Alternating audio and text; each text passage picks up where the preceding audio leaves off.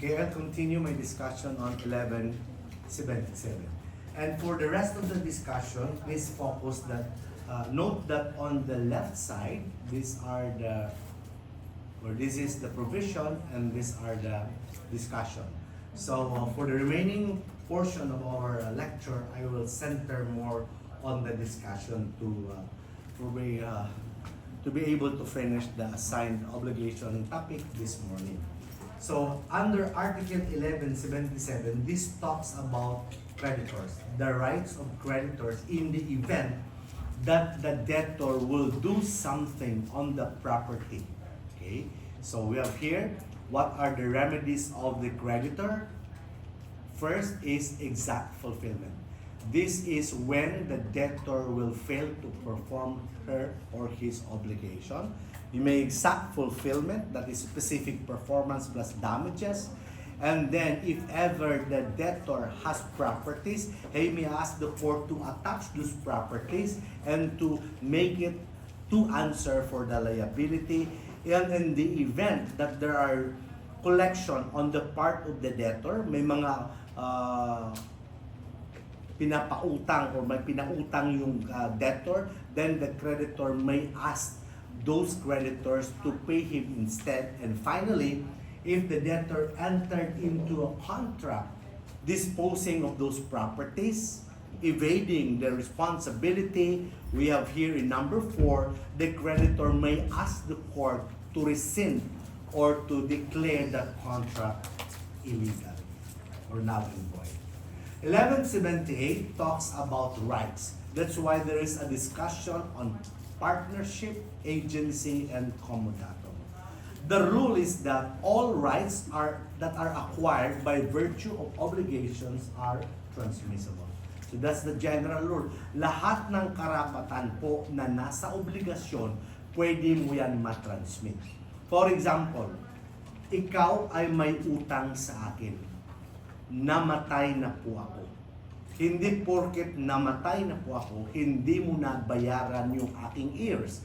Because again, as a rule, all obligations, or rather all rights under the obligations could be transmitted. So may karapatan po akong singilin ka, wala na po ako, ang karapatan ko na ito dahil wala na ako, matransmit yan sa aking mga heirs, my wife and the children. So therefore, they could demand payment from you. That's the general rule. However, there are rights that could not be transmitted. For example, purely personal like sa partnership. If you are a partner or if you are a member of the partnership and you die, delictus personae. The wife is not automatically a partner or becomes a partner unless there is consent from the rest of the partners or contract of agency. Because in a contract of agency, it is purely personal. I am the principal, you are the agent. I have tasked you to do something. And if I die, then automatically the contract of partnership is terminated. In the same manner that if the agent dies. Comodatum, ganun din po. You discussed this in your credit transaction. That comodatum, if a person lends to you an thing that is not consumable for free, with the obligation to return it on a certain date as agreed upon, you are not supposed to lend that to somebody else without my permission. So again, that is comodatum. And if the parties themselves agree that under the contract, rights could never be transferred, it is okay for as long as it is not contrary again to law, morals, good customs, public order, and public policy. Now, let's go now to the different kinds of obligations. So you have here classifications, primary and secondary. So under primary, we have pure and conditional, obligations with a period, alternative and facultative, joint and solidary, divisible and indivisible, obligations with a penal clause, and on secondary classification, depending on the parties, it is real, unilateral or bilateral, depending on the nature of the obligation. Real, that is delivery, that is to give. Personal, to do or not to do. Determinate, again, depending on the subject matter. Civil and natural, depending whether you could enforce that in court. Natural obligation cannot be imposed because, again, the obligations there are already prescribed or no more obligation. Yet the debtor, out of its own moral belief or conscience, then babayaran niya. And then legal, based on law, provisions of law, conventional agreement of the parties, and penal obligation on the penal code. So let's take this one by one. So here, bilisan natin po ito. Secondary, simula po tayo sa secondary classification. Mayroon po tayong based on parties, isa lang siya, unilateral. Dalawa sila, bilateral. Ngayon, pag dalawa sila, pwede reciprocal, pwede non-reciprocal. Pag sinabi natin reciprocal, isang kontrata lang, tapos nandun yung kanilang respective obligation. Like for example, the contract of sale.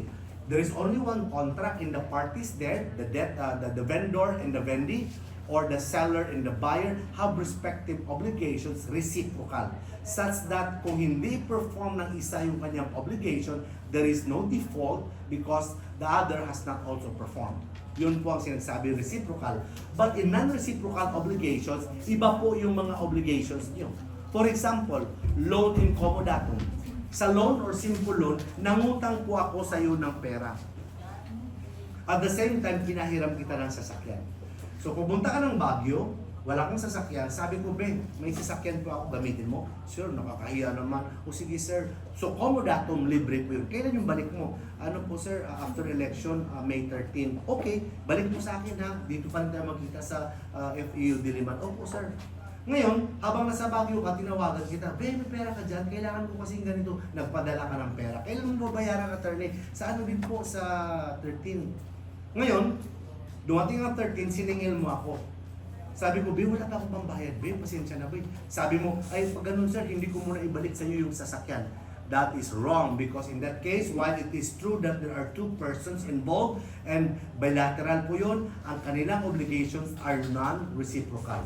Kasi yung isang obligation is under contract of loan, pagbayad po, the other is comodatum. In other words, alam po natin sa comodatum, if the lender owes you money, the borrower is not entitled to retain the goods or to retain the subject matter of the comodatum until such time na bayaran po siya ng lender. Hindi po yun. So that is on the classification of obligation. Now, sa secondary naman, pag sinabi natin real, alam po natin, delivery, personal, to do or not to do. We have discussed already the subject matter, determinate or indeterminate. Civil, demanded in court. Natural, cannot be demanded in court. Now, according to obligations, source, legal, provisions of the law, conventional agreement. Pag sinabing conventional, guys, agreement of the parties, penal, arising from the commission of the crime. Now, let's start with pure and conditional. Pag sinabi natin pure obligation, kasi ito po yun, walang condition or it is not subject to any condition or period. Anong pinagkakaiba ng condition at period? Puro yan sila future. Pero pag sinabi natin condition, it may or may not happen. Pero pag sinabi natin period, certain to happen. Kagaya nito, condition, future, period, future. Pero ang condition, uncertain. Mangyari ba yan o hindi? Depende. Passing the board exam, passing the subject, reaching the age of 40. Baka hindi ka nakaabot ng 40. That is a condition. Pag period naman, sinasabi natin future, pero certain. Darating talaga yung December 30, 2025. Tatapos talaga yung semester. Mamamatay talaga tayo. These are period. So sabi po, condition or period. Now, sabi natin, pag ang isang obligasyon ay walang condition, then that is pure. Pag may condition naman siya, then that is conditional. Ang condition pwede, sabi natin, resolutory or pwede suspensive. Pag sinabi natin resolutory, may karapatan ka na sa simula, pero mawawala yung karapatan mo pag nangyari ang condition. Samantala sa suspensive, wala ka pang karapatan to demand something under the obligation. Suspended po yan siya in the meantime until such time na darating pong condition na yan, then that's the time that you could assert your right over that obligation or contract. So, again, under this, we talk about pure and conditional obligation. Now, duration of the period. Pag sinabi natin na may isang obligasyon na babayaran niya when his means permit, may utang po ako sa iyo, Be, kailan mo babayaran? Bayaran lang kita pag may pera nakuha ko. Bayaran kita dahan-dahan. Basta magantay ka lang, babayaran talaga kita from time to, or impartial. And all of this, ibig sabihin nito, if all of these things are present, then the obligation is deemed to be with a period. Pag sinabi mo bayaran kita pag may pera na ako, then ang sabi ng batas, it should be interpreted that that is with a period. Kaya lang, mag-fix po kayo ng period kung kailan. So pag sinabi sa'yo, bayaran kita, kailan mo ako babayaran? Basta makantay ka lang, bayaran kita. In that case, pwede mo na yan sa ipaparangay pag hindi kayo nagkakaintindihan. Kasi sabi ng batas, if that's the case, ang gagawin mo, sandali, kailan ka ba magkapera? Kasi pag sinabi niya, magantay ka lang, that is invalid because that is potestative or potestative. The performance of the obligation lies only on the sole will of the debtor. That is not allowed. So ang mangyari, i-determine nyo yan. Kailan ba talaga? January 31. Pag hindi kayo kaintindihan, then that's the time that ang court will agree, the court will decide to fix the period. Again, pag ganito po yan, ang sabi natin, that is regarded as a period. Mag-usap na kayo kung kailan. Pag hindi kayo magkakaintindihan, the court will fix the period for you. Now, suspensive, sabi natin kanina, pag sinabi natin suspensive at condition, ito yung clue natin. Parang race yan siya. Start and then. If the thing is given at the start, mawawala yan siya pag dumating ang period or condition, resolutory. But if the thing is given at the end, wala pa until the condition is fulfilled, then that is suspensive. Kagaya nito, suspensive. I will give you a specific land if you pass the SIPALE exam. So dito, wala pa. Ito po yung race. Dito sa simula, wala ka pang land. Matatanggap po yung land pag nakapasa ka na. Suspensive. Resolutory on the other hand, sabi natin, matanggap po na yan, mawawala lang yan siya, extinguish, kung ang condition ma-fulfill. I will allow you to use my apartment. Pwede mo nang gamitin yan. Start, nandito ka na. But mawawala yan siya when the condition is fulfilled until you pass the SIPALE board. The moment you pass, then my obligation is extinguished. Again, that is on suspensive and resolutory. This is part on the conditional obligation. Now, as to form, condition, pag sinabi natin, pwede express, pwede imply, pwede possible, impossible as to the happening. Now, this is important, letter D, as to case or origin. Sino ba ang nagdidepende? Sino ba ang nagde-decide na ang condition mangyayari? Who determines whether or not the person has to fulfill his obligation? Pag ang condition is dependent upon the will of the contracting parties, potestative mo yun. Isa lang sa kanila ang magsabi, debtor or creditor, potestative. Invalid ba yan? Depende. Invalid yan siya kung debtor. Pag creditor, valid yan siya because the creditor may dictate the performance of an obligation based on the condition because this is an assertion of right. Casual, pag sinabi natin casual, depends upon the will or chance. Mixed combination of party and chance. Positive, negative as to mode. Conjunctive naman, pag sinabi natin as to numbers. Conjunctive, lahat must be performed. Disjunctive, pwede isa lang. Papasok po dito mamaya yung alternative at saka facultative. And then divisible, indivisible, mamaya ma-discuss natin kung ang performance is susceptible to division. Like for example, mag-deliver ka ng car, mahati ba yan? Hindi, indivisible po yan siya. Mag-deliver ka ng pera, kahit padalagay po 100,000, pero nasabi doon na pwede partial, that is divisible. So those are the types or classification of condition. Now, let's go here to potestative. Under 1182, ito po yan, potestative, will of the debtor. But take note, there are two types of potestative. Sabi kasi natin dito, pag potestative, the performance of the condition or the fulfillment would depend on the sole will of the parties. And the parties there could be creditor or could be a debtor. Sabi po dito sa 1182, sole will of the debtor. So kung ikaw yung debtor at ikaw yung nagdetermine kung kailan mo babayaran o kailan mo i-fulfill ang condition, that is void. Bayaran kita pag may pera na ako. Bayaran kita pag ganito, that is void. Because again, how could I know na may pera ka na? Okay? But if the performance or fulfillment of the condition depends upon chance or third person, then mamaya makikita natin kung ano mga provisions. So Article 1182 talks about potestative on the part of the debtor. If that's the case, that is void. Potestative depends upon the sole will, debtor, creditor. Pag creditor, check. Valid because that is an assertion of right. Pag debtor, wrong. Mali. Because that is, again, performance of an obligation. Now, balikan natin yung potestative.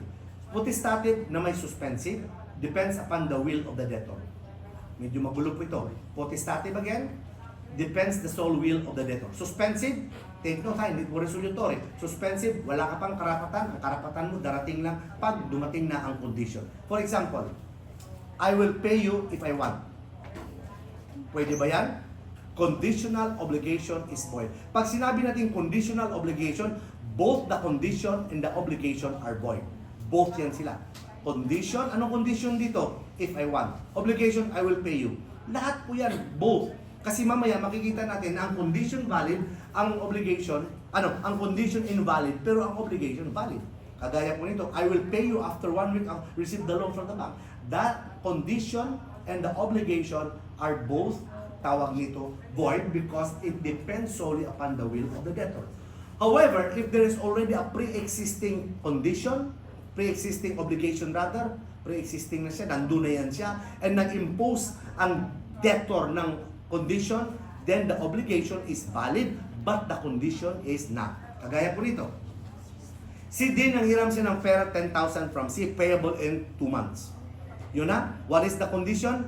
Payable in 2 months, the obligation is to pay 10,000. Ngayon, sinabi niya na, ay sandali, bayaran na lang kita pag nabenta ko na yung sasakyan ko, nagpayag ka. So here, alam natin, after this sales, the car is invalid because that is potestative, solely dependent upon the will of the debtor. So the condition here is void, but since pre-existing na mayroon ng utang, hindi simultaneous, the condition, the obligation is not affected by the subsequent condition which is potestative. Okay? Now, pag depend naman sa soul ng debtor, wala problema yan. Kagaya po nito, I will pay you your indebtedness upon your demand. Sabi na ng utang, bayaran kita bro. Depende sa'yo kung kailan gusto mo. That is valid. Kung kailan gusto mo, potestative, nakadepende sa creditor, that is an assertion of right. Okay? So tingnan nyo ha, potestative, tapos suspensive, kung sa debtor, lahat. Both the obligation and the condition invalid except if there is already a pre-existing. Now, potestative, resolutory, dependent sa debtor. If resolutory condition, hindi mo, natanggap mo na, mawawala lang pag dumating ang condition. The obligation is valid.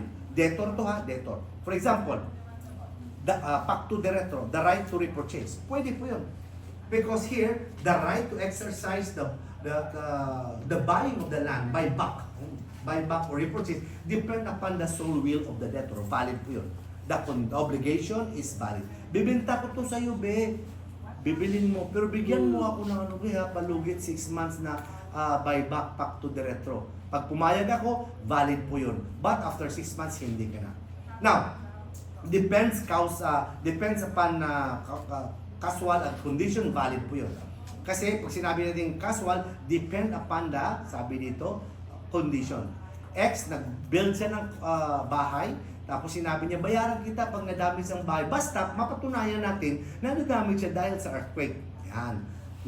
So, nasira ang bahay dahil sa earthquake, and therefore, that is based on, the condition there is casual. Ngayon, mix. The condition is based sa happening of a thing and the determination of the third person. Valid po rin yun. Sabi nila, okay, pero patunayan natin sa expert na talaga ang reason ng pagkasira ng bahay mo ay earthquake. Baka hindi yan yun. So again, the condition is valid and the obligation is valid. Let's go to impossible. Impossible condition, sabi natin, dalawa pong klase, physical and legal. So both of these are, again, invalid. Alam natin. Pero pag ang impossible, ang obligation is divisible, those portion which are not, or that portion which is not affected by the impossible condition remains valid. 1183 talks about impossible conditions. There are two types of impossible conditions, physical and legal. Ano po sabi? Pag ang obligation po ay divisible, that portion which is not affected by the impossible obligation or condition would remain valid.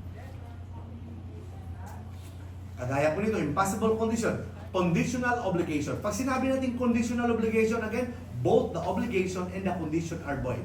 Yan. Pag sinabi naman natin conditional obligation valid, lahat po yan sila. Okay? I will sell you my land if you do not carry. Of course, obviously, this should be ignored. Only the affected obligation is void. I will sell you 10,000 if you will sell my land. and I will give you my car if you kill Pedro. Of course, this is an obligation. However, this is divisible. Pwede mo mabigay sa kanya yung lupa in the same manner, pwede mo mabigay sa kanya yung sasakyan. But the condition here is invalid. Therefore, only the obligation to give the car is affected. The one that is not affected would be, ito naman, only the condition is void. Kasi pre-existing. Basta pre-existing, nandun na ang obligation na valid, kahit ano pa ang later on na condition ang gusto ng debtor, basta invalid yan siya, it will not affect the obligation. Si D, nang hiram siya ng pera kay C, 10,000. Ngayon, tawag dito, si C inis sa isang tao. Sabi ni D, wag ka na mainis, ako na lang titira doon, basta quits na tayo ha. In that case, the obligation there remains valid, but the subsequent condition to kill that person is invalid and it will not affect the obligation. Okay? So again, tingnan natin, may isa pong pinag-usapan, mayroong obligation at mayroong condition. The condition may affect the obligation. So titingnan po natin, and then titingnan natin muna kung anong condition. Kung ang condition ay bilateral, wala tayong problema. Titingnan lang natin if the condition is contrary to law, morals, good customs, public order, public policy. Pero pag ang condition is potestative, titingnan natin kung sino ba ang nag-determine, debtor or ang creditor. Pag creditor, wala tayong problema, valid. Pag debtor, titingnan natin kung ito ba ay solely sa kanya at saka ang condition ay invalid. Depende yan siya kung pre-existing or not.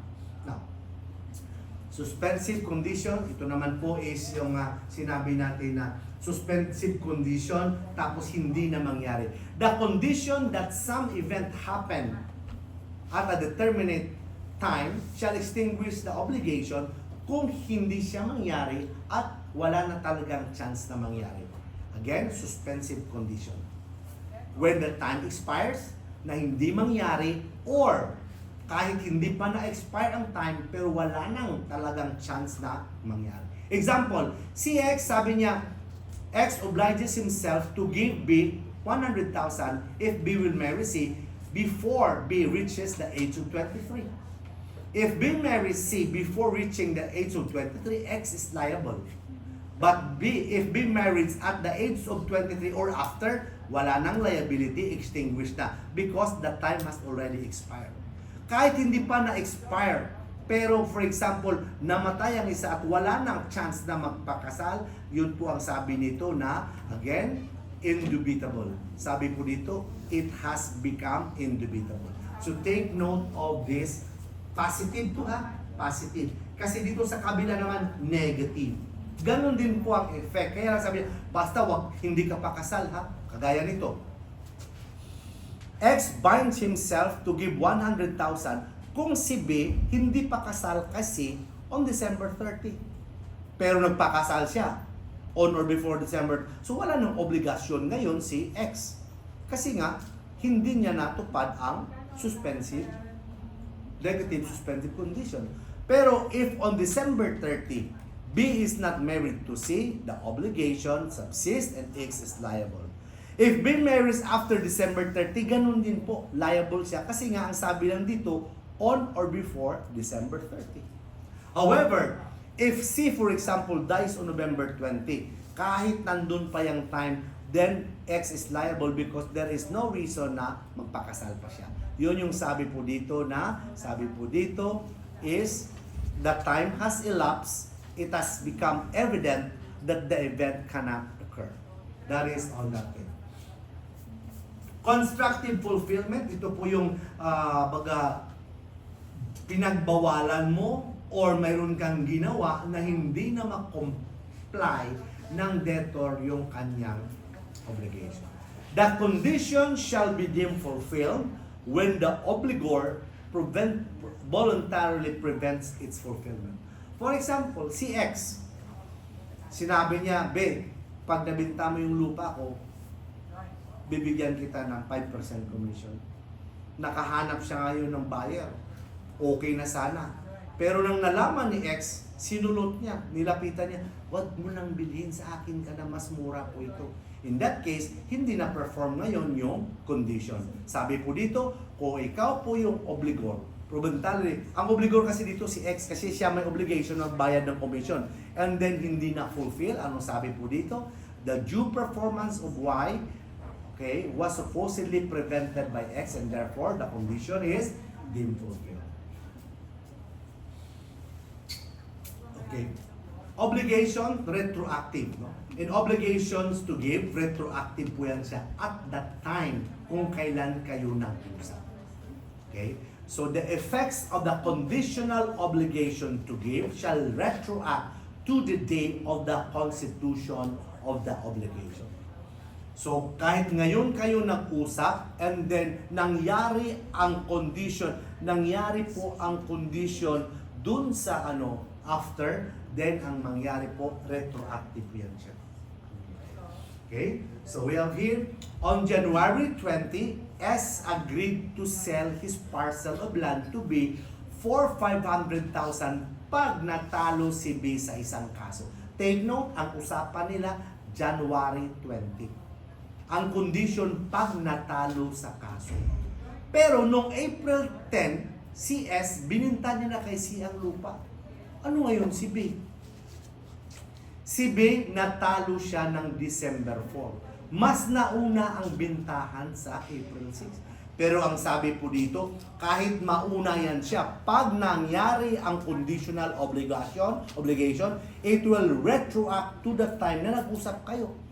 So kahit dito natalo si B on December 4, it has the retroactive effect as if may karapatan na si B starting January 20.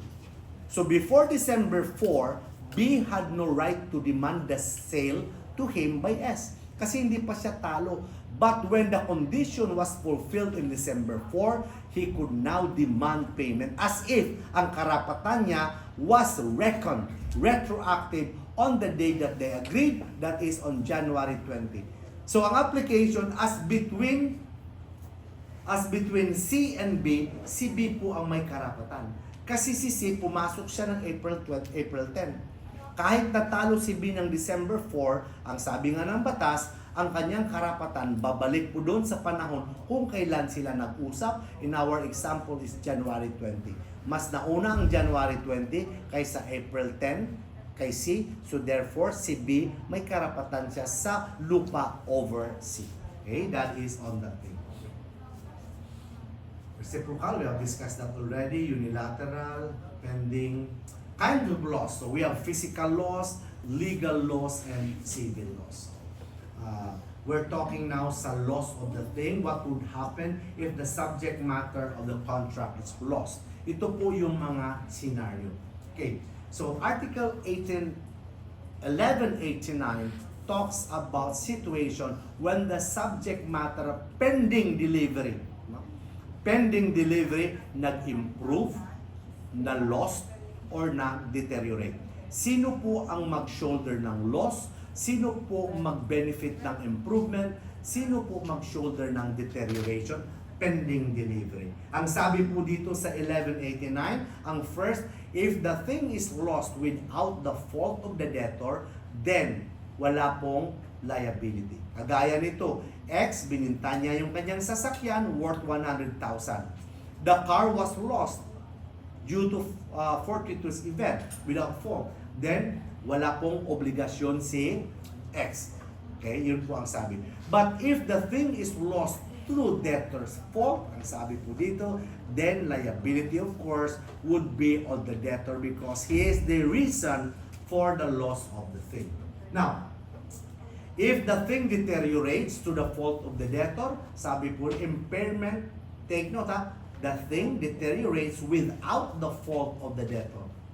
Wala fault ang debtor, impairment shall be borne by the creditor. Ang may-ari, sino ba may-ari dito? Siya. Ang sabi natin, since siya yung may-ari, siya po ang mag-shoulder ng deterioration. Paano natin masabi na deterioration? Like for example, there is depreciation of value because of wear and tear. So ang mangyari po nun, doon po yan siya sa owner, creditor. But if the thing deteriorates to the fault of the debtor, then of course, may option po ang creditor, may option siya either to rescind the contract and demand fulfillment, or still to continue with the contract plus damages. Yan po ang ibig sabihin dito. So liable po yan siya. And if the thing is improved, then sino ang may-ari ng sasakyan? In our example, it is the creditor. So therefore, improvement will inure to the benefit of the owner, in this case, the creditor. If it is improved because of the introduction by the debtor of the things, like for example, yung sasakyan, pinaayos niya yung upuan, bago sa delivery, pinapinturahan niya, lahat-lahat doon, sino po ang benefits improvement? Sabi po dito, usufructuary. Ibig sabihin, mapuntayan siya sa debtor for as long as pwede niyang kukunin ng debtor for as long as hindi po masisira ang gamit. During the pendency of the condition, X had painted the car, inayos niya yung seat. Here, X will have granted as usufructuary. Ibig sabihin, since siya ang nag-introduce, pwede niya yan makuha for as long as it will not destroy the property. Kung pintura yan, paano mo yung makuha pag hindi ma-destroy? So, masisira talaga. So, in that case, the improvement of painting will endure now to the benefit of the creditor.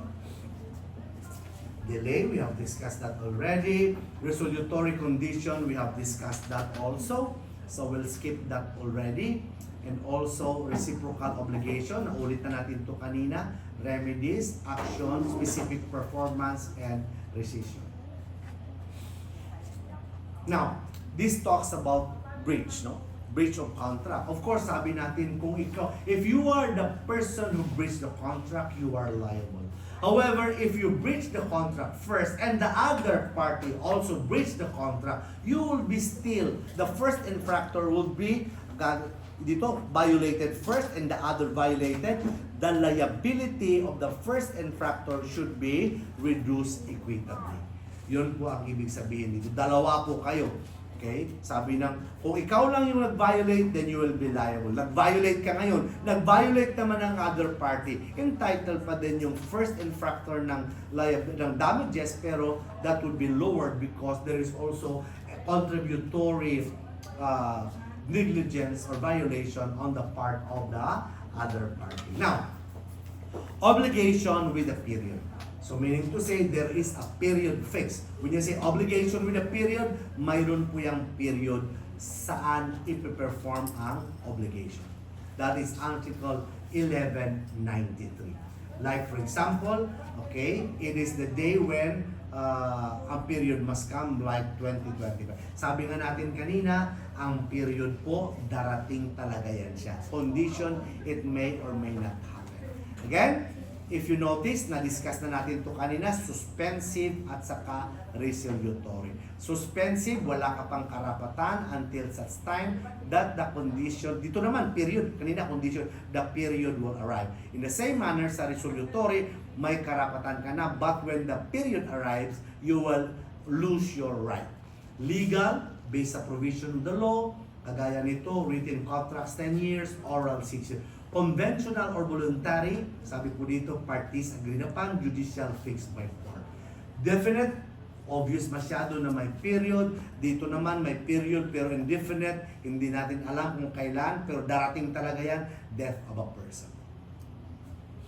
Okay, now, general rule, the debtor is aware of the period. Exception, the debtor is not aware. He paid by mistake before the due date. So dito naman, nagbayad ka before the arrival of the period. Anong mangyari dito? Anything paid or delivered by the debtor before the arrival of the period, wala siyang alam na hindi pa ma-recover niya along with the fruits and interest. Pero kung due na yan siya, hindi niya yan ma-recover. Okay? For example, on January 1, they borrowed from C 100,000 with interest of 15% payable on December 31. They cannot pay before December 31 kasi ang usapan nila hanggang December 31 at may interest yun. Kung gusto niyang babayaran bago December 31, dapat bayaran niya ang buong interest hanggang December 31. Because it is presumed na pinahiram siya ng pera tapos ang creditor po ay after po sa interest. So hindi mo pwede ma-preterminate without payment of the interest due until December 31. Neither C can compel D to pay before the period because the period was established to benefit also B para may pagkakataon pa siya gamitin yung pera. Okay? Sabi nga natin dito, pwede mong babayaran before 31 pero bayaran mong buong interest. Now, what if on June 20, diba, December 31 yan, nagbayad the C, D paid C the amount, thinking that it was already due. Hindi pa, akala niya, June 30, June na, December 31 pala. Anong ma-recover niya ngayon? Depende kung ano yung... If they discovered before the due date is December 31, then he could recover the principal amount. Balik mo muna dito. December pa pala ako dapat magbayad eh. Pwede mo yan ma-recover plus interest. Pero if they discovered after the due date, and ang interest lang po na binayaran niya, so panahon na yun na dapat hindi siya magbayad ng interest. Okay, so we still have... now, general rule, dito po, obligation does not fix a period. If the obligation does not fix a period, but it can be inferred that the period was intended, pwede po yun. And, again, sabi natin, when it depends upon the will of the debtor, the court shall fix that one. Sabi natin ito kanina. Pag-creditor, assertion of right. Now, if the parties have already agreed on the period, it can no longer be changed by the court. Now, pag sinabi naman natin sa computation sa period, if you talk of years, that is 365 days. If you talk of months, without necessarily mentioning the month, either January or December, nakalagay lang month, that is 30 days. Pero pag sinabi mo December, then December, 31 days po yun. Pag sinabi mo ng araw, that will be 24 hours. Pag sinabi mo ng gabi, sunset to sunrise. Now, in computing, you must exclude the first day and include the last day. Also, if the last day would fall on a Sunday or legal holiday, then the last day would be on the day or the next working day following that Sunday or holiday. Okay? Ito naman sa period, no? So it talks about obligation, no? The parties under Article 1198 should respect the period. However, there are instances that the creditor will ignore the period stated or agreed upon if, for example, the debtor cannot pay the obligation, loses the right, and the obligation becomes pure or demandable at once. Let's go now to alternative obligations. So alternative obligations, part po yan siya sa, sabi natin, meron tayong simple, discuss na natin yung simple. Alternative obligation is part of a compound obligation. Pag sinabi natin compound, two or more subject matter. Pag lahat ng subject matter i-fulfill, that is conjunctive. Pag isa lang sa lahat ang i-fulfill, that is distributive. Okay? Distributive obligation. Now, there are two types of distributive obligation. Kung mayroong several prestation pero ang debtor or minsan ang creditor binigyan po ng karapatan, isa lang ang i-completely perform, that is alternative. Pero kung isa lang ang subject matter but binibigyan ang debtor ng karapatan to substitute that one, that is facultative. Okay? So again, maliwanag po yan ha, simple, compound, and then dito tayo ngayon sa alternative. That's why I place it here so that you would know that alternative obligation is under Article 1199. So pag sinabi natin alternative, maraming subject matter, pero performance of one is enough. But take note, performance of one completely. Hindi po pwede half because partial performance will not, the creditor will not be, cannot be compelled to accept partial performance. Sabi natin, creditor cannot be compelled. Kung isa, half yan, half po dito. Dapat mamili isa at completely. For example, Si D, nanghiram siya ng pera kay C, 10,000.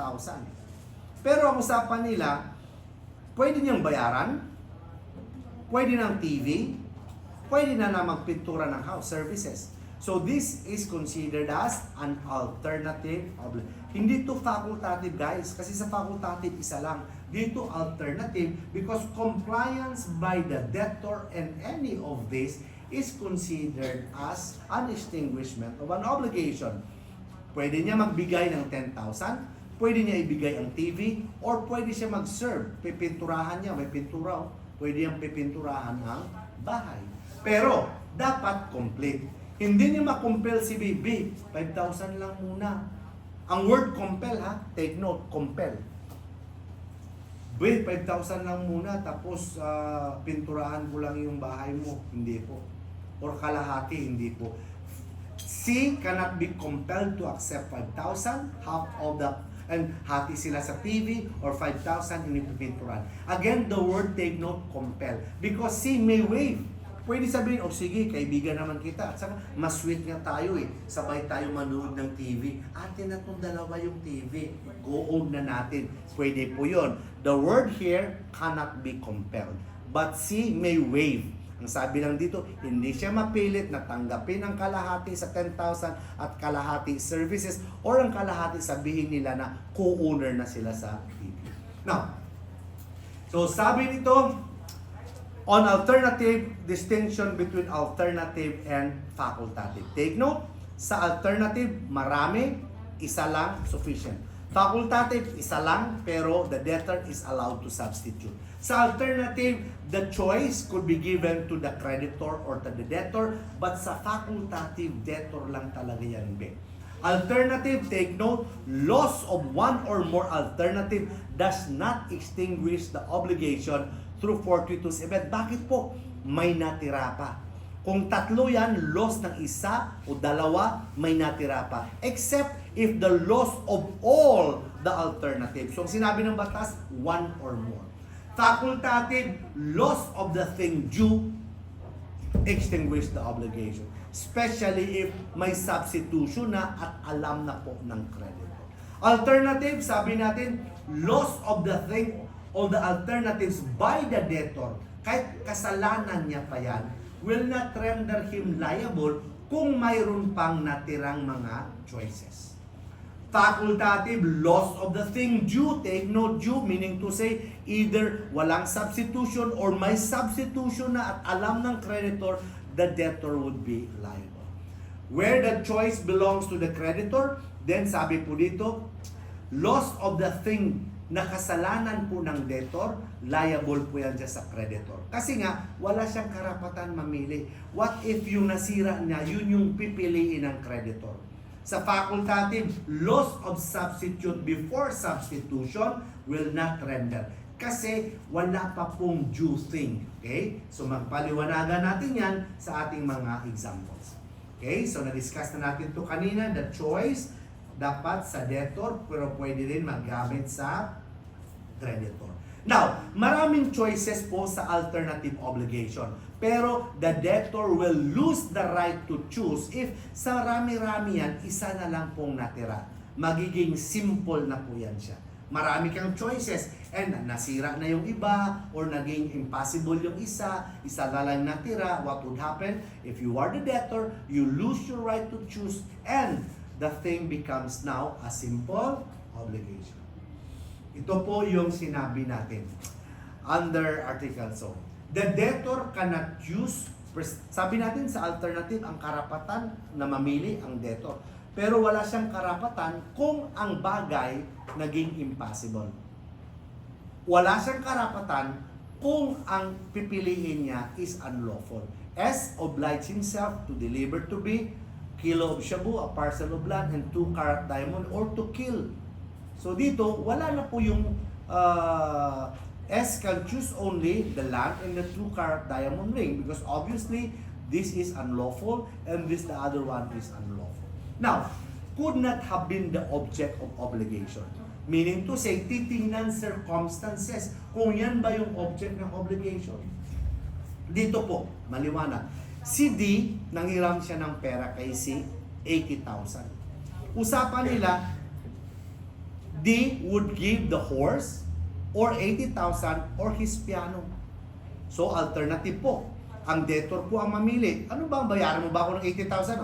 Kung hindi, yung kabayo mo na lang. Kung hindi, piano. Tingnan mo, kabayo, nagpa-piano. Now, may dalawang kabayo po si D. Ang isang kabayo, race horse, worth 80,000. Yung isa naman pang kalesa. Obviously, anong sabi dito? Pag pinili ni D ang kabayo, hindi niya mabigay yung kabayo na pangkalesa. Kasi ang utang niya, 80,000. Obviously, kahit hindi pa sila nag-usap, that kabayo na kalesa could not be the object of the obligation. The object of the obligation here, if you choose the horse, would be the race horse, which is valued at 80,000. Yun po ang ibig sabihin nun.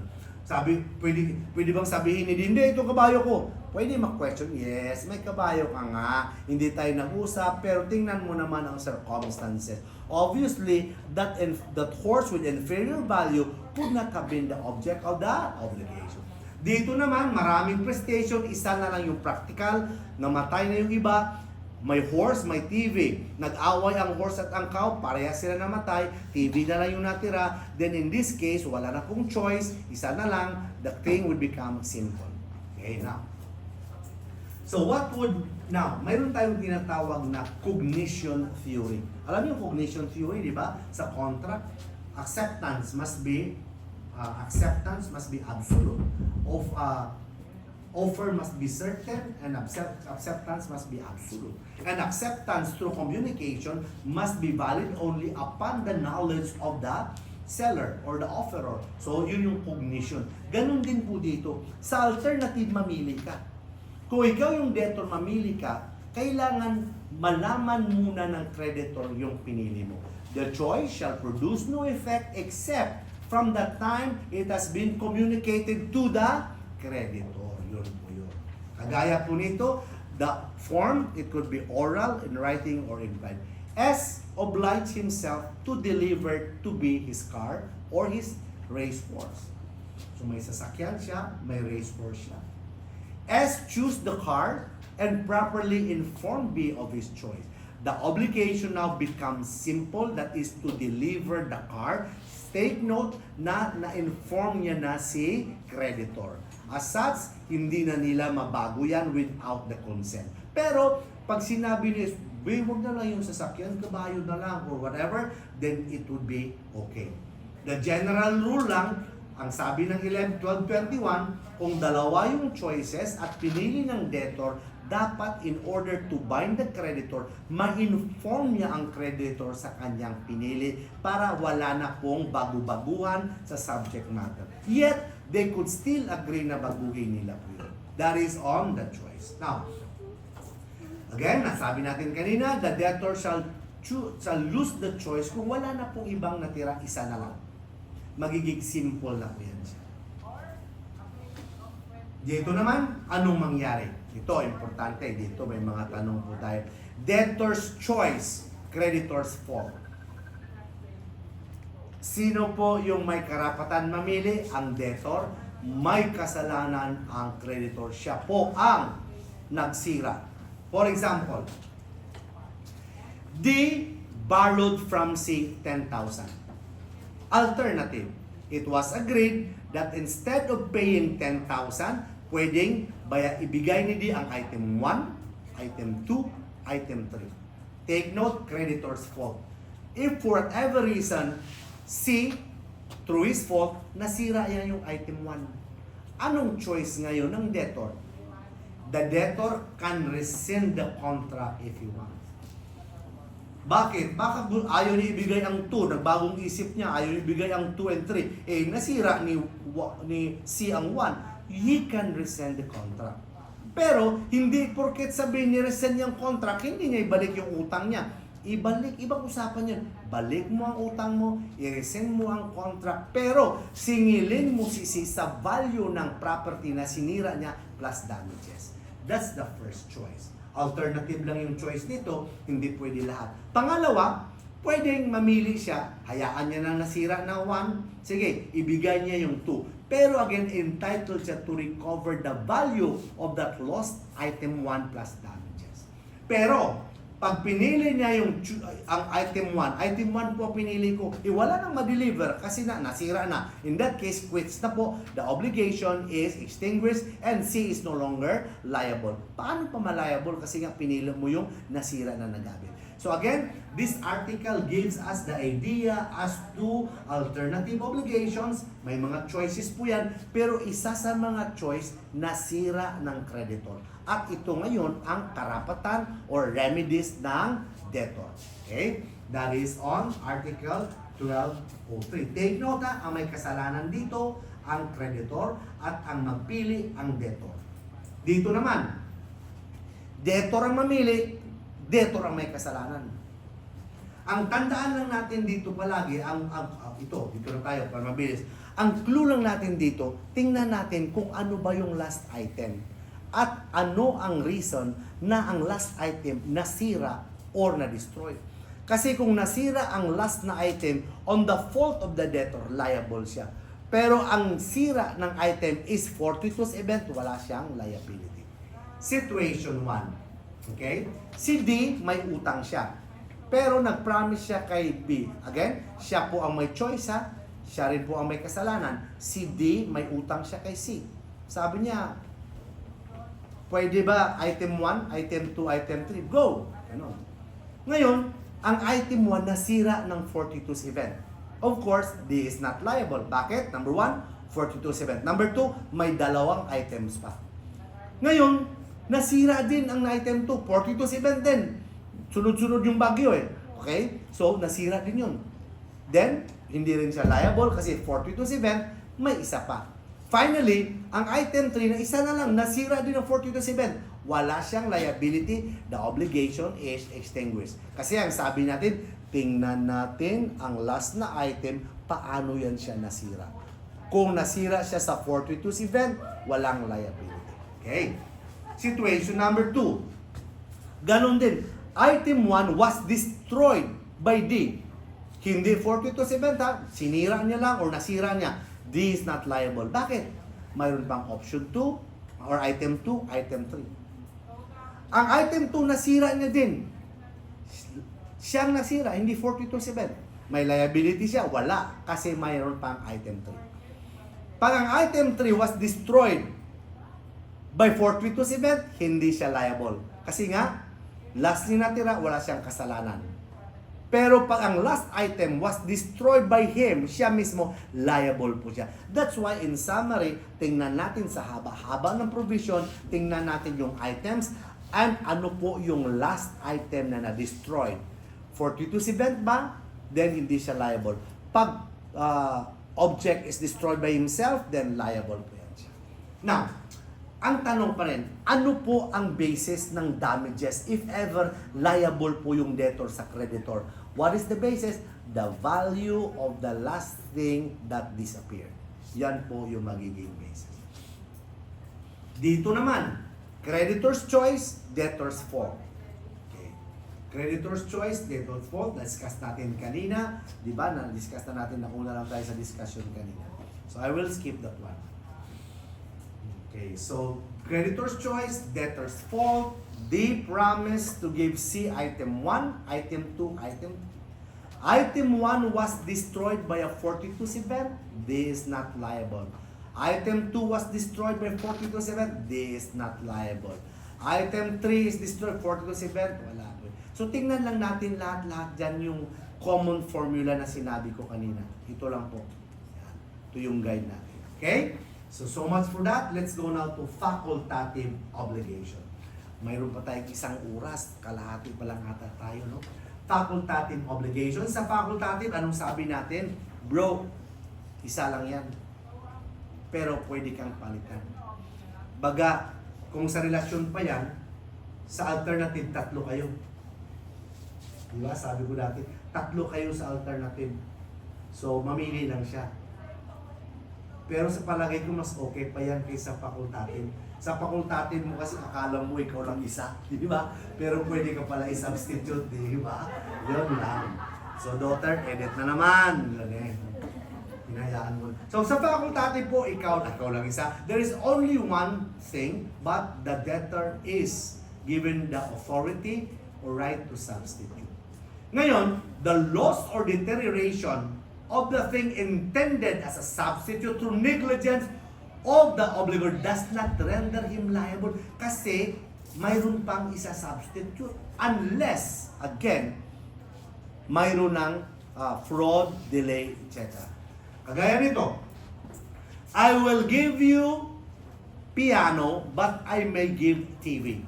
Here, the piano is only the thing that is due. Since it's lost through my fault will make me liable. So yun, kasi wala pang substitution. Before substitution, if the principal thing is lost to a fortuitous event, the obligation is extinguished. Kasi nga, ang substitute, hindi pa yun yan yung due. Pero pag may substitution na, ang principal thing is lost, then the obligation is not extinguished. Kagaya po nito. S will give B item 1 or if he wants item 2. If item 1 is lost through a fortuitous event, the obligation is extinguished. Unlike sa alternative na hindi po kasi may pipilian pa. Dito, kahit may isang substitute, hindi pa siya naka-inform sa creditor na may substitution. That's why, kahit nag-exist ang item 2, if S wants, since the principal obligation, which is already due, is destroyed by a fortuitous event, the obligation of S is extinguished. If item 1 is lost to fault of S, then liable po yan siya. If item 2 is lost, even with or without the fault of S, S is still liable to deliver item 1. Kasi po, hindi pa to due kasi wala pang substitution. Now, after substitution, if item 1 is lost with or without the fault of S, S is not liable. Kasi yung item 1 nga, hindi na siya due ngayon kasi may substitution na. If item 2 is lost for a fortuitous event, na due na ngayon, then there is no obligation anymore because it is lost to a fortuitous event. But if item 2 is lost to the fault of S, which is due now, then S is liable. So tingnan mo yung dito sa facultative, titingnan natin, number 1, kung mayroon na bang substitution or wala. Ano ba yung loss? Ang reason ng loss? Fortuitous event pa or through the debtor's fault? Pag fortuitous event, then of course, wala pong liability. Pag debtor's fault, titingnan natin after the substitution or before the substitution. Now, let's go now to the joint and solidary obligation. So dito naman sa joint, ito po, alam natin individual, ikaw lang isa, collective, marami kayo. So sa joint, alam natin to each his own. Solidary, anong sa solidary? One for all for one. So kung joint, ito creditor.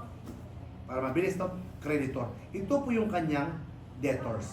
Kung may utang silang 50,000, tapos joint debtor po sila, ang creditor makasingi lang up to 25,000 kay A, up to 25,000 kay B, because hindi po sila solidary.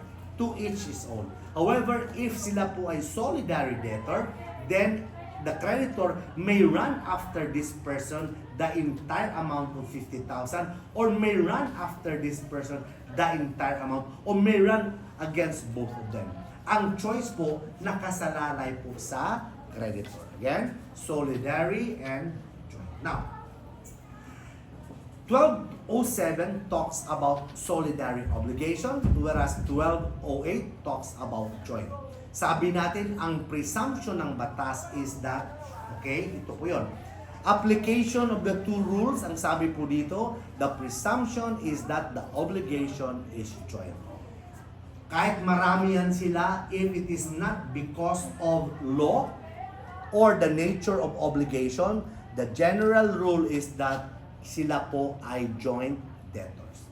Dito lang, the fact that there are two or more creditors in one, or two or more debtors in the other, kaya nga mixed solidarity po dito, hindi porket maraming debtors, hindi porket maraming creditors, solidary yung kanilang obligasyon. Ang sinabi po dito, solidary lang sila kung sinasabi ng batas or the nature of their obligation.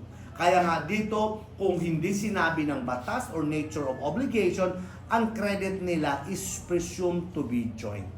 Yan po ang sinabi. So these are the terms na sinasabi natin na solidary, ito naman yung joint. Minsan kasi sa board exam, ang ginagamit in solidum. So solidary po yun. With conjoint, sinabi po joint. Minsan hindi talaga malinaw. So dapat may idea po tayo what are these terms o ano po ang connotation po nila. Now, ito po, there is solidary when, sabi natin. So ito po yung example natin. Si A, B, at saka si C. A, B, C, creditors po yan sila ni D. Kung walang usapan kung ano sila pagka-creditor, then ang presumption in joint. So sila entitled lang, or rather, liable lang sila sa creditor 3, 6, 9,000. Yan. Yun po ang sabi, joint po yan sila. Unless, of course, solidary sila. Pag solidary naman, si A, pwede siyang magsingil dito, si debtor, itong tao na to, pwede siyang sumingil dito ng buong liability. Okay? That is on that slide. Now, kinds of solidarity, depende po. Kung passive, meaning to say, mas marami po ang debtors. Okay? Kaysa isa lang yung creditor. Kagaya po dito, si A, sole creditor, marami po yung debtors, solidary debtors. Passive. Pag sinabi naman nating active on the part of the creditor, marami po yung creditor. Si A, may utang siya sa dalawang creditor, solidary. So B and C are solidary creditors, active. Ngayon, pag dalawa yung debtor, dalawa yung debtors, dalawa din po yung creditors, mix po yun sila. Mixed solidarity. Okay? Yan po ang ibig sabihin sa ating sinasabing passive, active, at saka mix. Now, pag sinabi natin source, again, pag conventional agreement of the parties, pag sinabi natin legal imposed by law, real nature of the obligation. Sabi po natin, for example, principal and agent are solidarily liable. Partners are solidarily liable. So yun po yung sinasabi ng batas. Solidary liability, sometimes hindi pinag-uusapan, but it is imposed by law or by the nature of the obligation. Now, pag sinabi nating joint, tapos ang subject matter ay indivisible, yun ang sinasabi natin, joint indivisible. Meaning to say, joint ang debtors, but the subject matter is indivisible. Anong mangyari? Proportionately liable lang sila. Kagaya po nito, si A, si B, at saka si C, joint sila, joint debtor. Pero yung kanilang obligasyon ay indivisible. Pag-deliver ng sasakyan. Pag hindi papayag si A, hindi po pwede hatiin ito nila at saka yung portion lang ni B at saka ni C ang i-deliver. That's why ito po tinatawag na natin na joint indivisible obligation. Joint po ang parties, ang debtors, indivisible po ang obligation because that is not subject to partial delivery. So ano mangyari po dito? Sabi nila, in the event that there is a joint indivisible obligation, ang mga joint debtors are proportionately liable. Kagaya po nito, mag-deliver po silang tatlo ng car worth 240,000. Pero on the date of delivery, ang isa sa kanila ayaw. Ang tanong, mapilit ba ni D na mag-deliver po sila? The answer is no. But instead, proportionate contribution converted into money, liability po nila to each his own, 80,000. Pero maliban doon, dahil si po ang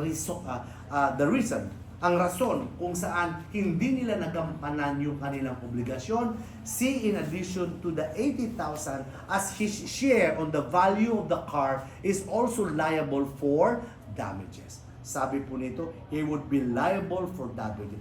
So the obligation to deliver the car will be converted into monetary obligation. 80-80 sila, pero yung taong hindi pumayag, unwilling si C, would be liable for damages. Now, sabi natin, indivisibility does not necessarily gave rise to solidarity. Hindi po. Indivisibility kasi refers to subject matter, solidarity to the obligation. So indivisible. Liability, number of parties, and insolvency. So pag sinabi natin joint indivisible, na-discuss na natin yan, solidary, dito. Solidary po sila, mag-deliver ng car. So therefore, since solidary sila, pwede ko ma-demand kay A or kay B ang delivery ng car. Kasi solidary. Joint divisible. Joint sila, ibig sabihin, dalawa sila, ang pera divisible, to each his own. So pag na-due na, money is divisible, ang creditor could demand only 5,000 from A, 5,000 from B. Pero joint solidary divisible, kahit ang pera divisible, pero napag-usapan nila na solidary liable sila, si A, pwede ang creditor mag-demand ng entire payment from A or entire payment from B. Yun po ang sinasabi na despite the fact that money is divisible, the parties may agree that their obligation is solidary such that the creditor may demand the entire amount.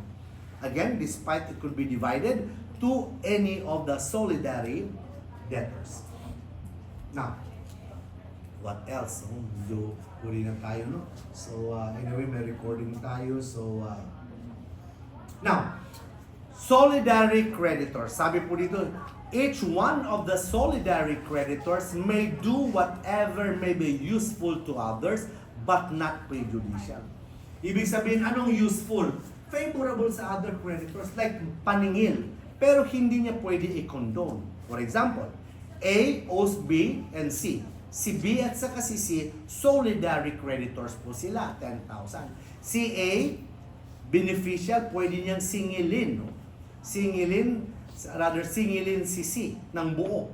Pero hindi niya pwede i-condone ang kanyang buong 10,000. Kasi since solidary debtors po sila, isa lang yung utang. Pag kinondone ni A ang utang, hindi lang yung sa kanya na 5,000, but the entire 10,000. So pag kinondone niya B, C, wag mo na lang bayaran. Hindi lang sa 5,000 but the entire 10,000. So si B ngayon, pwede makademand sa kanya ng share niya na kinundo na 5,000. That is on solidary. Now, prohibition. Solidary debtor cannot assign his credit without the consent of others. The creditor cannot assign, exception if there is a consent. But the creditor may assign his credit to a co-creditor, not to a third person. So take note there, marami kayong creditor. Hindi mo pwede i-assign sa third person ang credit mo, but only to another co-creditor. Okay, so sabi po dito, payment by the debtor to any solidary creditors. Of course, sabi natin payment, pwede po yun.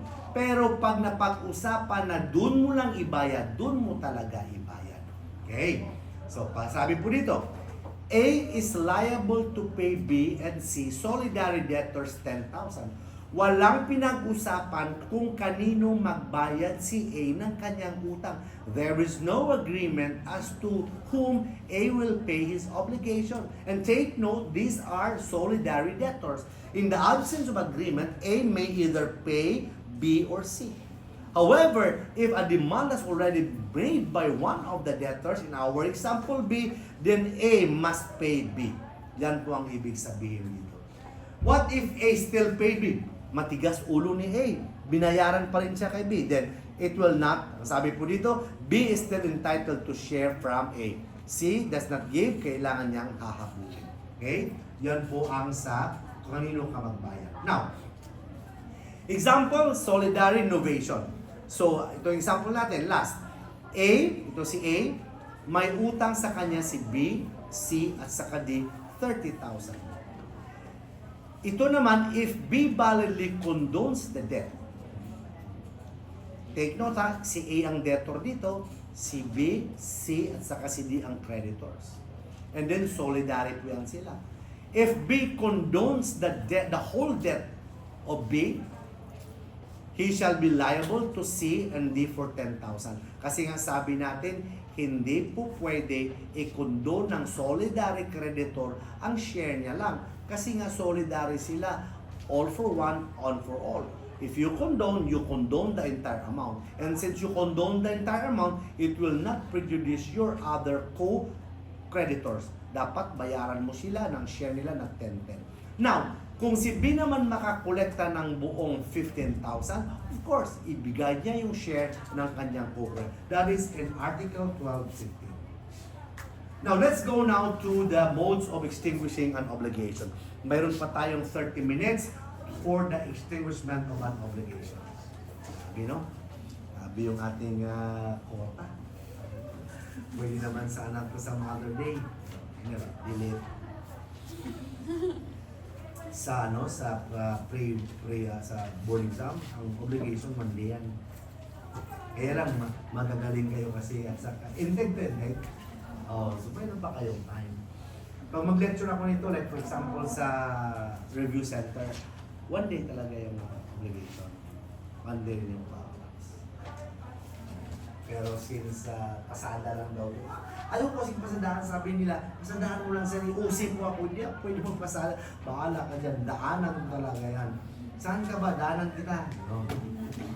Okay ka lang, be, talaga bebe ko. Okay lang yan, ganun talaga. Kahapon nga sa litra ng COA, talagang tulong na. Sleeping Beauty, ganun talaga yan. Ako, pag nag-review ako ng bar dati, wala rin, nakakatulog din ako. Hindi, tao tayo hindi tayo makina. Pero talaga nga, kaya may recording tayo. Sabi ni Sir, subconscious. Iwala lang sa subconscious. Kaya lang, baka kabahan ka sa board, hindi mo na ma-record yung subconscious mo. Let's proceed. Mayroon pa tayong 34 minutes. So sabi po dito, na-discuss na natin ito kanina. Dito na tayo ngayon sa modes of extinguishing. By the way, sandali lang ha. Tapos na tayo dyan. Effects, sabi natin, bayaran mo yan. So, solidary debtor, full, lahat mo yun. Okay. Demand, same formula. Payment by a solidary debtor shall not entitle him to reimbursement. Of course, bakit? Kasi the obligation has been prescribed already. Hindi niya alam, hindi niya dapat bayaran, binayaran niya, hindi siya magpapareimburse. Ang hahabulin niya, yung yung creditor, hindi yung kanyang co-solidary debtor. Prescription, take note of this. Prescription of action, sabi natin, ito po yung mga time within which you could file a case. So if your cause of action is based on a written contract, an obligation created by law or judgment, that is 10 years. If it is verbal or quasi-contract, 6 years. If it is upon an injury of a right or quasi-telic, 4 years. Yun po yung period within which you could file an action. Dito naman, effect of remission of share. So sabi natin, pag nag-remit ka ng share, hindi mo na singilin, then of course, you will be liable to the solidary creditor.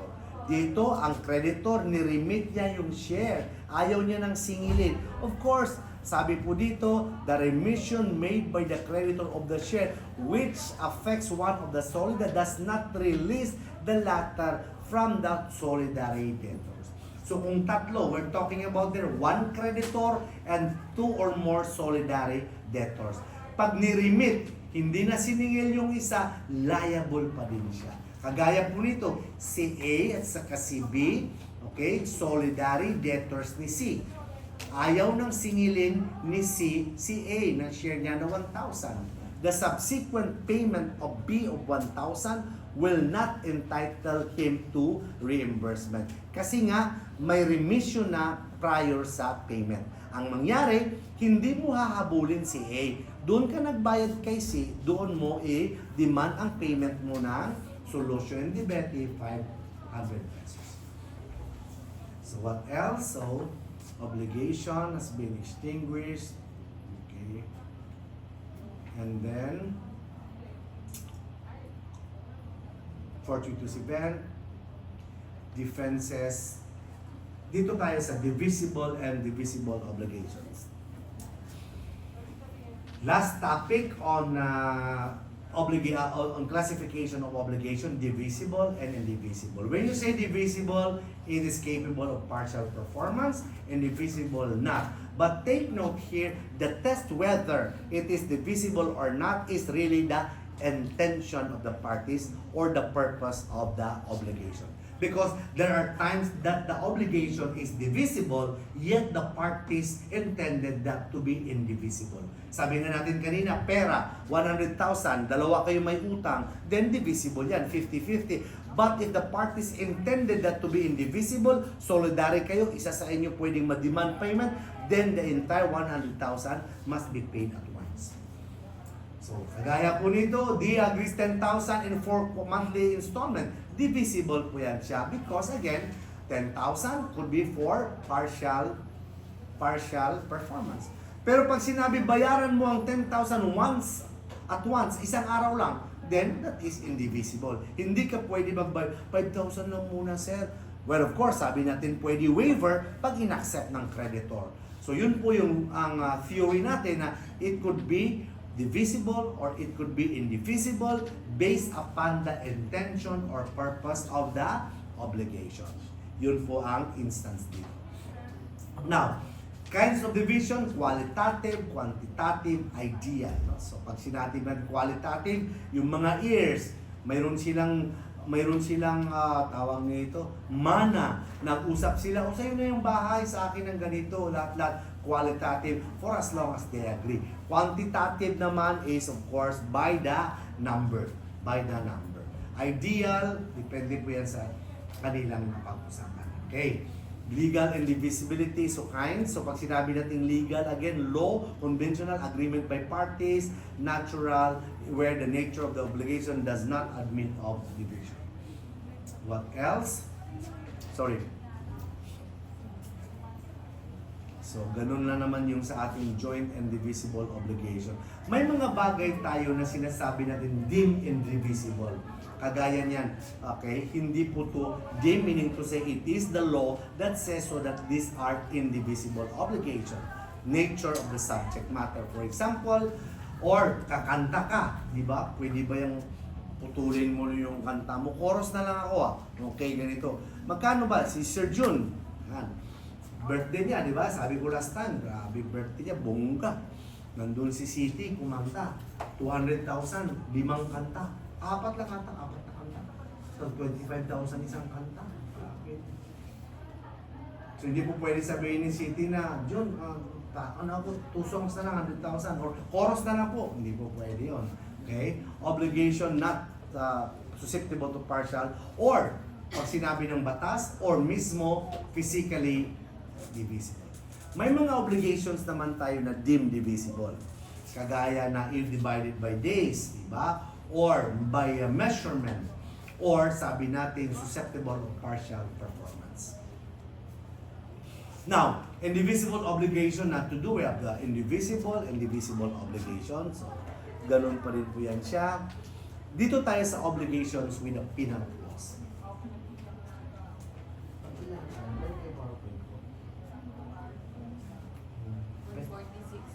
146 over?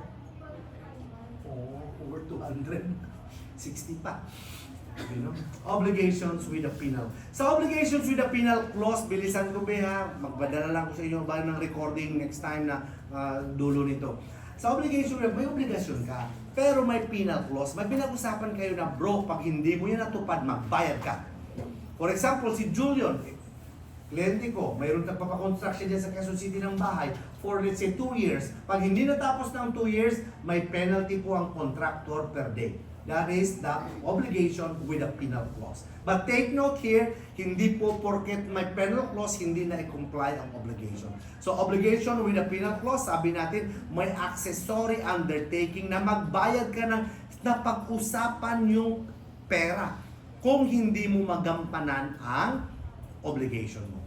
Take note, since there is a penal clause, ang penal clause ay accessory obligation, ang principal obligation, yun talaga yung dapat mong gampanan. So purpose here, reparation, and then punishment. So pag sinabi natin palaging kinds, pag sinabi natin legal law, conventional parties, and then compensation, etc.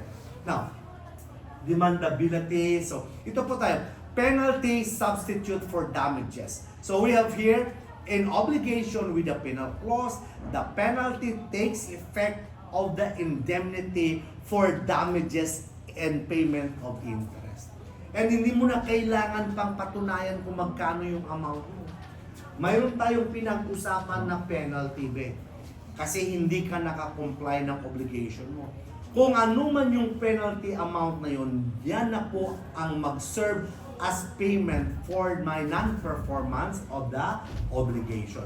Hindi na po yan tataas o hindi na po yan susubra at hindi na rin kailangan ako magpakita the amount of proof of the amount of actual damage that I suffered. Yun po dito ang sabi. Now, we have here, balikan muna natin dito. When the creditor recover damages, stipulated, refuses to pay the penalty and fraud. For example, ito, nafo-focus tayo dito. Si X, sabi niya, Julian, sabi niya, okay, magawa po ako ng bahay mo. Okay? Usapan nila, pag hindi ka nakabayad, hindi ka nakagawa, then may penalty ka, 50,000. X did not construct the house and as a result, mayroon suffering si Y na 40,000. Ang tanong, magkano ibabayad? 50,000, 40,000. Sabi dito 50,000 kasi ito po yung agreed na penalty clause. Regardless mababa or mataas ang sufferings ng damages, it does not matter. And then hindi na kailangan ng proof of damages as we mentioned. It is enough that there was no compliance with the obligation and what was agreed upon as a penalty amount that would be given. Yan po ang ibig sabihin. Now, debt penalty is not a substitute of performance. Hindi po pwede na hindi ka nagagawa ng bahay, bayaran mo na lang ng 50,000. That is not the case because penalty is not a substitute for performance. In our example, you are still required to perform. S is required to deliver to be certain products. Otherwise, if you cannot, he shall pay the penalty of 10,000. Here, hindi po pwede sabihin niya na bayaran na kita ng 10,000, ayaw ko na. That is not the essence of an obligation with a penalty clause. As we mentioned, penalty clause is presumed subsidiary. It depends upon the principal obligation. If the principal obligation is performed, then wala na po yan siya. Pag na-perform ng principal obligation, no need for the penalty. Where there is no performance, then of course, pwede ka mag-ask ng penalty or to require specific performance. Depende po yan sa'yo. Take note, alternative to. Mamili ka, creditor ka, ano ba? Papaperform pa ba natin yung, patapusin pa natin yung bahay natin? Ayaw na natin kasi delikado na itong kontrakto na to. Parang ganon. So hindi mo na, stop mo na, and then hingi ka ng penalty based sa penalty. Okay, so what else? Penalty, actual proof. We mentioned, hindi na kailangan actual proof of damage. Kung ano yung pinag-usapan, hindi mo pwede, saan ba yung proof mo na damage ka? No need. The law specifically provides that there is no presentation of evidence to show actual proof of damage. Now, of course, kahit may penalty clause yan siya, as usual, if there is a penalty or interest, the court has always discretion to reduce the penalty. Especially so, pag mayroon ng partial or irregular performance. Pag partial, mayroon ng portion. Irregular, manner, hindi maganda. So in those instances, for example, pagawa ka ng bahay, tapos ang penalty mo is 100,000 per month or 100,000 per day. Pag hindi napagawa, sobra naman na penalty yun. So in that case, pwede yan bababaan ng huwes, ng judge, especially if mayroon ng partial or irregular performance. Gaya nito, may usapan sila, gagawa ng bahay in 4 months. 1,000 ang bayad. Pag hindi ka nakatapos sa 4 months, may penalty ka ng 100,000. Almost tapos na, kunti na lang. Mga kandado na lang yung kulang, lahat. Mag-demand ka pa ng 100,000. Ang kaso dito, nag-demand pa rin siya ng 100,000. Ayaw, nagbigay ng kontrakto. Sabi, sobra naman yan, sir. Pwede ba 20,000 na yan? Tapos na to, kunting touches na lang. Kinasuhan pa talaga siya. Sabi ng korte, sobra naman yun. If there is an partial or irregular performance, despite the penalty clause agreed upon, the court may lower that one, especially if, again, there is performance either irregular or partial because it would be unfair. Okay. Now, since this is an accessory contract, it depends upon the validity of the principal contract. That's why if the principal contract is invalid, then the accessory penal clause is also invalid. But if the principal obligation is valid, then the penal clause may invalid, the principal obligation remains the same. Okay? So yun po. Kagaya po nito. S agreed to deliver 2 grams of drugs prohibited. The contract carries a penalty clause that in case of non-compliance, bigay na lang ng 10,000. So ang usapan nila, bigyan mo ako ng droga, pag hindi ka nakabayad, kapag hindi ka nakabigay, 10,000 na lang. Here, of course, the principal obligation is illegal and therefore it would follow that the accessory penalty would also be illegal. Accessory follows the principal. Pero kung ang usapan nila, magbayad ka sa akin ng utang mo sa 1 month. Pag hindi ka nakabayad ng utang mo, bigyan mo ako ng drugs. Of course, the obligation remains valid, unaffected by the accessory penalty or penal clause which is illegal. Finally, let's go to the extinguishment of an obligation. Mahaba po ito din. So, extinguishment of an obligation, marami po ito sila. Pag sinabi natin extinguish, tapos na po. Tapos na po ang obligation. Again, there is a contract, there is a law, may obligation, may condition. Pag na-fulfill na po yun, extinguish na. Ito po yung mga grounds for the extinguishment of an obligation. Let's take this one by one until mamaya, tapusin natin to. Then we have other causes. We have annulment, rescission, fulfillment of a resolutory condition, and prescription. Death, pwede rin po. Especially if person, kasi sinabi natin ganyan, agency, patay ng principal. Ano po, comodatum, pinahiram kita ng sasakyan, 1 buwan sa Baguio, dala ka doon, namatay na po ako. Bago ng 1 month, kinuha ng anak ko yung sasakyan. Sabi mo, ay hindi po pwede sir. Ma'am, pasensya no, alam namin yung nangyari sa papa mo, pero hindi ko po ito mabalik kasi may usapan kami ni papa mo nung buhay pa siya na 1 month siya pahiram sa akin. No, because again, in comodatum, purely personal, the death of one of the parties terminates the contract. So others, so kayo na pong bahala dyan. So let's take this one by one. Payment or performance, ito yung pinakamahaba. Pag sinabi natin payment or performance mo, hindi lang ito bayad, okay, na pera. It could be delivery of money or performance of an obligation. So payment. So wala tayong problema dyan, okay? So giving, not doing, to do. So ibig sabihin natin dito, binayaran mo yung obligasyon mo kung payment of money or nag-perform ka. Kung ang obligasyon mo kanta ka sa birthday niya, nagkanta ka, and therefore, there is payment or obligation, and the obligation is extinguished. Now, kailan? When the debt is considered paid. The debt, ang sabi natin sa debt dito, hindi lang utang ha, na parlas na pera. The debt is an obligation to perform, to do, give, or not to do. Sabi po dito, it is understood to be paid if the thing is, sabi natin, completely delivered or the performance is completely rendered. So, completely refers delivery, to give. This is to do. Okay, service. So, pag complete yan siya, then that is already paid. Sabi po natin, integrity, fully paid. Identity, delivery.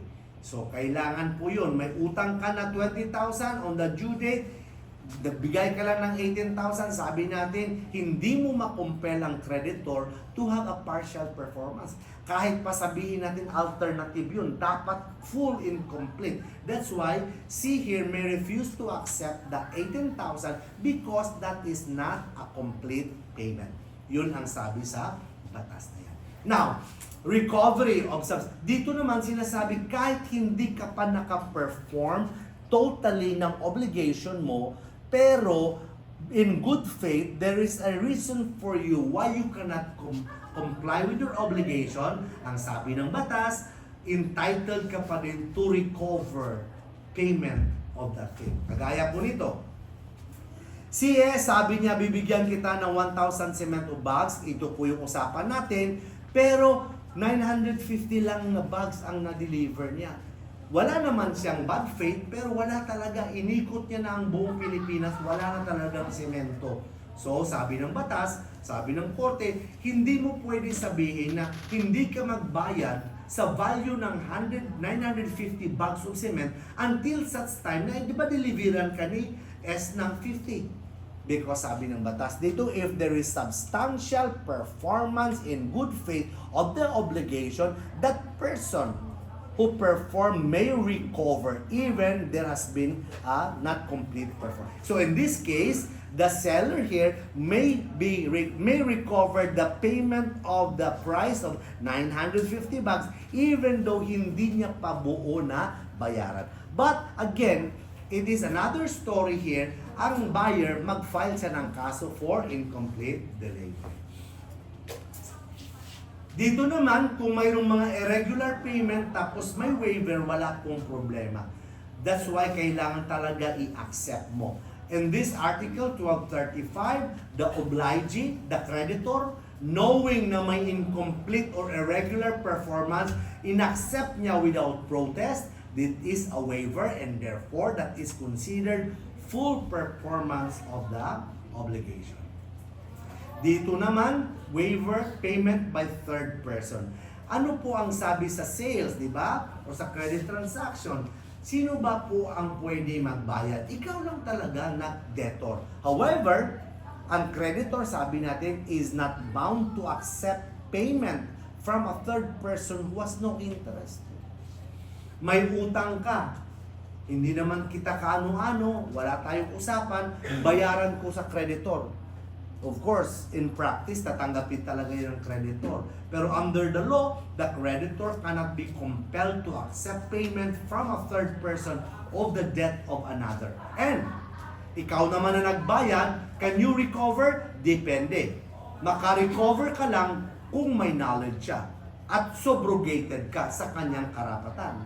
Pero kung nagbayad ka sa utang ng debtor na wala siyang alam, then you could recover only the thing which has been beneficial to the debtor. Ito po yung example natin. Okay? Sabi natin, DOC, 1,000, stranger obligation. C may accept kasi nga wala siyang kinalaman sa transaction. But if C accepts, the right of S to recover depends on whether or not the debtor has knowledge of the payment. Kung wala siyang knowledge, hindi siya masobrogate. What if, for example, binayaran niya ang buong 1,000, tapos si D hindi pa nakabayad ng nalaman, then ma-require si D magbayad ng buong 10,000.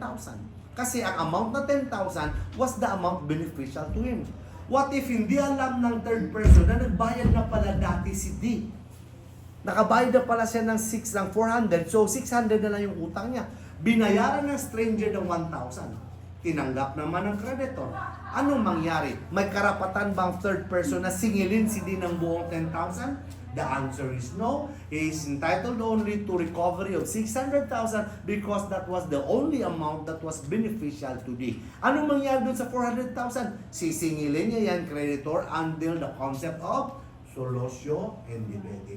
Pero pag may knowledge po yan, subrogated po yan siya sa karapatan. Okay, subrogated ka, meaning to say, kung may mga sangla, then you could assert. For example, si A may utang kay B. Tapos nagsangla siya ng gamit. Ngayon, babayaran ko yung utang. Pag hindi alam ni A, wala po akong karapatan sa sangla. Pero pag alam ni A, then bayaran ko si C, may karapatan ako sa sangla, pwede ko masabi kay C, dalhin mo sa akin yung sangla. Pag hindi po ako ni-reimburse ni A, then pwede ko ma-foreclose ang mortgage. That is on subrogation. Distinction of subrogation and reimbursement. So, iiwan ko na si Ito Tubeng. Kailang, kaya nyo na ito, di ba? Mahaba po kasi tayo eh. Akala ko kasi ano lang tayo, obligations at saka partnership, siningit pang sales, di ba? May sale tayo mamaya, di ba? Galing-galing yung pala. Wala ba? Gagalo na lang po. Kaya madandaan, kasi at least dandaan, may matandaan ka kaysa ng direksyon mo may mamaya. Hindi pwede pa, dito na lang ako kakain nyo. Ganun talaga ang buhay. Subrogation, sa subrogation, may karapatan ka. Sa reimbursement, yung actual payment mo lang. Pero may recordings naman ako nito, be, kung pa. Kasi one time, nagpaalam kasi ako sa department. Saan ba ako nag-lecture mo? Sa USJR. Tapos may recording, tapos i-share ko. Sabi nila, ay, wag mo lang sir, ano na lang, tawag mo ito? PDF. Pero talagang, if there's a will, there's a car. Pag may sasakyan, may gulong. Di ba? Huwag mo muna dugtungan, sir. Dugtungan na. If there's a wheel, there's a car. Pag may gulong, may sasakyan. Kasi kahit ako guys, nakakapagod yung hahabulin mo yan. Minsan, gulong-gulo na dito. Minsan, pero magaling kasi kayo. Okay? So sabi po dito, payment by third person who need not be reimbursed. Ito donation po, ito binayaran mo, mahal kita, huwag mo nang bayaran, be. That is some sort of donation. So, diretso na po tayo.